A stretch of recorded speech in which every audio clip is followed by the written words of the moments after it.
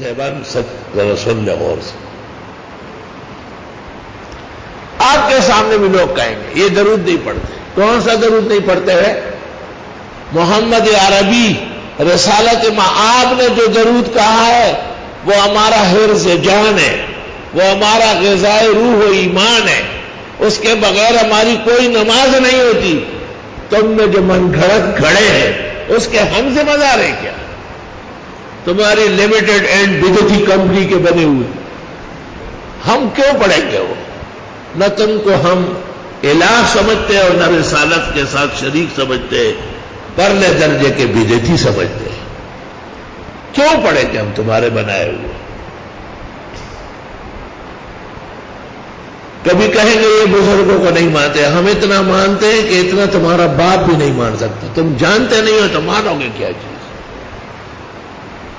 ہماری ہم زندگی بزرگوں کی فکر و نظر میں ہے اور تمہارا نام لے کر جی رہا ہوں.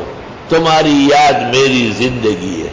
تمہارا دعویٰ ایسا ہے جیسے یہود و نصارہ اور مشرکین اپنے آپ کو ابراہیمی کہتے تھے اور پرلے درجے کے لعنتی و بدعتی اور ناکارہ تھے.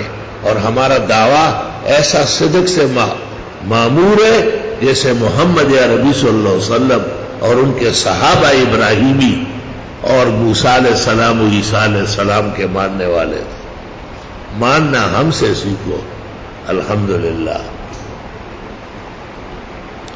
اتنا نہ بڑھاپا کئی داماں کی حکایت، ابا کو ذرا دیکھو ذرا بندے ابا دیکھ.